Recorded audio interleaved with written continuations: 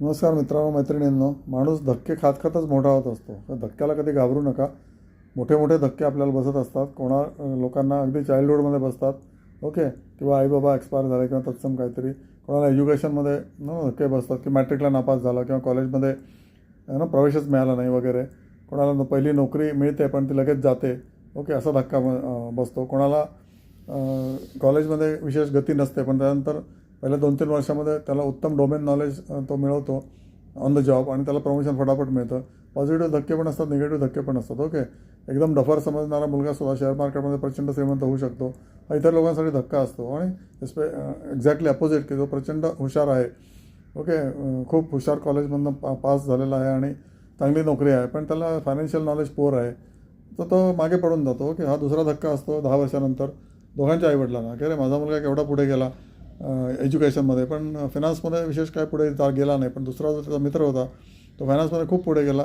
त्यांनी मोठं धैर्य दाखवलं, बिझनेस काढला आणि चांगला चालवला आणि त्याच्यामुळे तो पुढे गेला. ओके, काही लोकांना धक्के बसतात की सडनली त्यांच्या लग्नाचा धक्का असतो किंवा लग्न दाराने लगेच मोडलं किंवा प्रकृतीचा धक्का असू शकतो ॲट द अर्ली एज, की कोणाला यंग एजमध्ये हार्ट अटॅक आला किंवा व्यायाम करण्याची बुद्धीच नाही झाली. हा सुद्धा मोठा धक्काच आहे. ओके, त्याच्यामुळे हे धक्के खात खातच माणूस मोठा होत असतो आणि वाईज होत असतो.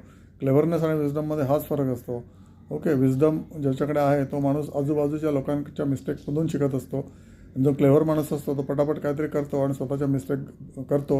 लोकांना वाटतं हा क्लेव्हर आहे किंवा हुशार आहे, पण ॲक्च्युली तो धक्के खात खात पुढे जात असतो. वाईज माणूस असतो तो कमी धक्के खात पुढे जातात. नो डाऊट धक्के सगळ्यांनाच बसतातच आयुष्याच्या प्रत्येक टप्प्याला. म्हणजे तुमच्या तरुणपणात, लहानपणात किंवा मिडल एज वयामध्ये किंवा अगदी रिटायरमेंटच्या वेळेला सुद्धा मोठा धक्का बसू शकतो. की जसं आत्ताच कळलं की TCSच्या मॅनेजमेंटनी 12,000 लोकांना काढण्याचा प्लॅन केलेला आहे. तसेच एक दुसऱ्या कंपन्या पण करू शकतात. हा धक्का पचवण्यास तुम्हाला आत्तापासून तयार करतो मी. कारण भारतामध्ये नोकऱ्या आहेत पण सिनियर लोकांच्या नोकऱ्या हळूहळू कमी कमी होत चालल्या आहेत. कारण AIमुळे नोकऱ्या आता कमी होणारच आहेत.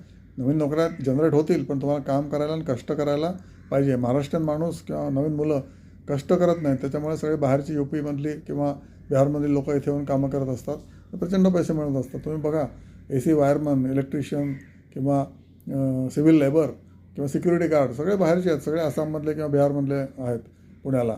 तर कारण मराठी माणसाला कामच करा नाही. रंगाच्या कॉन्ट्रॅक्टला पण मराठी माणूसच मिळत नाही, मजूरच मिळत नाही. ओके, पण इतर लोक इथे येऊन श्रीमंत होतात. त्यांच्यासाठी पुणे म्हणजे दुबई आहे किंवा मुंबई म्हणजे दुबई आहे. मराठी माणसा उठ, काम कर, कष्ट कर, तू पण मोठा होशील. काहीतरी स्किल तुला काय येतं हे स्वतःला विचार. काहीच येत नसलं तर तुझं काहीच होणार नाही पुढे. Okay, thank you so much. आणि हा व्हिडिओ आवडला असेल सबस्क्राईब करा.